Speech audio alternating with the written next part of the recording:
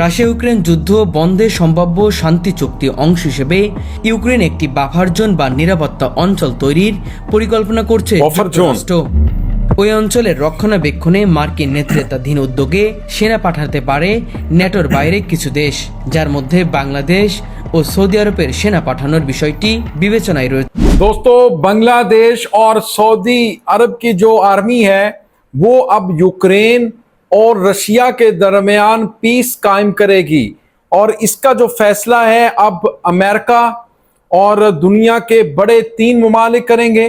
उसमें जो विश्वास है, जो इत्मीनान है, वो बांग्लादेश की आर्मी और सऊदी अरब की आर्मी के ऊपर दिखाया गया है, ताकि रशिया का भी कोई फ्रेंड ममालिक ना हो और ना ही यूक्रेन का कोई फ्रेंड कंट्री हो, यानी न्यूट्रल कंट्री होनी चाहिए। उसकी आर्मी वहां पर डिप्लॉय की जाएगी, यानी बफर जोन बनाया जाएगा जिसकी निगरानी अमेरिका करेगा। यानी अब बांग्लादेश आगे आया है दुनिया में। बांग्लादेश की आर्मी की आप एक्सपर्टीज देखना चाहती है तो भाई इस बात से आप अंदाजा लगा सकते हैं कि किस तरह से 2 बड़ी ताकतों के दरमियान जो पीस है उसको कायम करने के लिए बांग्लादेश और सऊदी अरब का नाम आया है। अस्सलाम वालेकुम दोस्तों, मैं हूं एहसान खान और आप देख रहे हैं यूट्यूब चैनल एहसान रिएक्शन विद एहसान। मैं उम्मीद करता हूं आप जहां भी होंगे एंजॉय करते होंगे, मजे में होंगे और फिटफाट होंगे। दोस्तों, आपको बताएं कि बड़ी डेवलपमेंट है, बड़ी खबर है, ब्रेकिंग न्यूज़ है कि बांग्लादेश अब दुनिया के दरमियान पीस कायम करने वाला मुल्क बन रहा है। जी हाँ, बांग्लादेश अब दुनिया के फैसले करने वाला मुल्क बन रहा है। बांग्लादेश की आर्मी अमन, मोहब्बत, प्यार कायम करने वाली आर्मी बन रही है।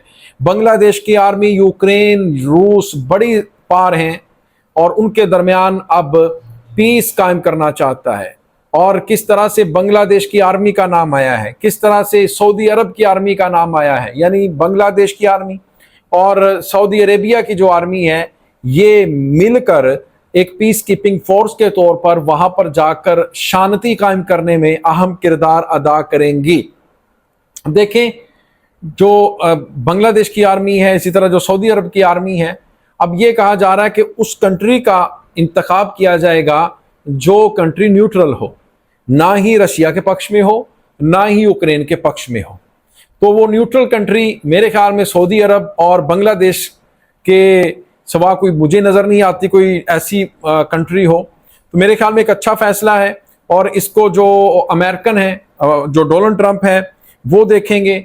और क्योंकि डोनाल्ड ट्रंप जब से प्रेसिडेंट बने हैं अमेरिका के, उनका ये मानना है कि मैं किसी ना किसी तरीके से रशिया और यूक्रेन के दरमियान सुलह करवा दूं, पीस कायम कर दूं। लिहाजा अब इसमें बांग्लादेश की आर्मी का नाम आया, बड़ी ऑनर की बात है भाई। अप्रिशिएट भी करना चाहिए कि बांग्लादेश की आर्मी का नाम लिया जा रहा है, सऊदी अरेबिया की आर्मी का नाम लिया जा रहा है।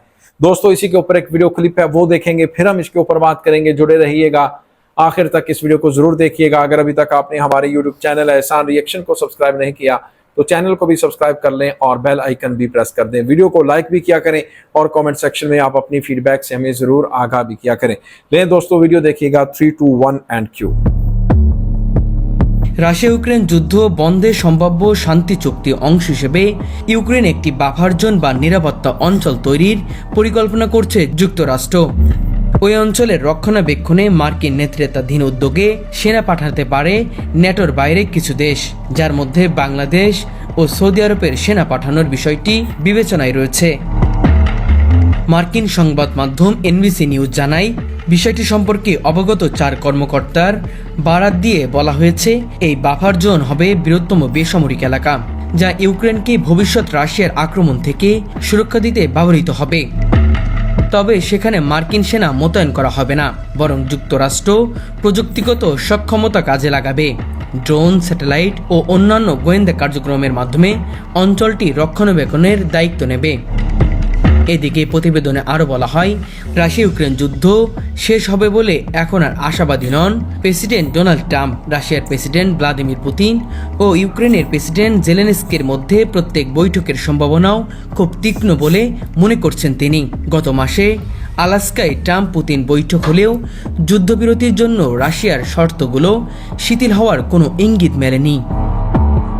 বিশেষজ্ঞরা বলছেন বাংলাদেশ যদি এই মিশনে অংশ নেয় তবে এটি হবে জাতিসংঘ শান্তিরক্ষা কার্যক্রমের বাইরের দেশের প্রথম বড় কোনো আন্তর্জাতিক সামরিক অংশ, যা কূটনৈতিকভাবে বড় গুরুত্ব বহন করতে পারে। রাজনৈতিক ও জনমতের ভিন্নতা তৈরি হতে পারে বলে ধারণা করা হচ্ছে, কারণ ইউক্রেন যুদ্ধ কেন্দ্র করে বৈশ্বিক মেরুকরণ তৈরি হয়েছে এবং বাংলাদেশের পক্ষ নেওয়া ভবিষ্যৎ পররাষ্ট্রনীতিতে নতুন চ্যালেঞ্জ तैयारी करते पारे। तो दोस्तों, आपने ये वीडियो देखी है किस तरह से बांग्लादेश की आर्मी, सऊदी अरब की आर्मी अब मिलकर जाएंगे यूक्रेन रशिया के दरमियान सुलह करवाने के लिए, पीस कायम करने के लिए, पीस कीपिंग फोर्स के तौर पर। देखें, बांग्लादेश यूएन की पीस कीपिंग फोर्स में भी बड़े लेवल के ऊपर पार्टिसिपेट करती है। आफ्टर अमेरिका सबसे ज़्यादा अगर पार्टिसिपेट करती है तो वो बांग्लादेश की आर्मी करती है। अब बांग्लादेश की आर्मी की दुनिया भर में जो खिदमात हैं उसको अच्छी नज़रों से देखा जाता है, उनको सराहा जाता है, उनके साथ प्यार किया जाता है।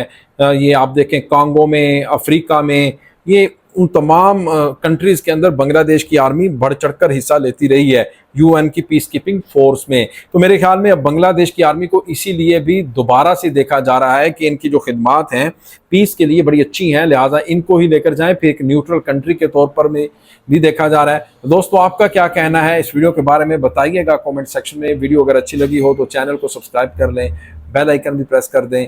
मिलेंगे आपसे नेक्स्ट वीडियो में, तब तक के लिए अपना और अपने इस चैनल का बहुत ज़्यादा ख्याल रखिएगा। अल्लाह हाफिज़।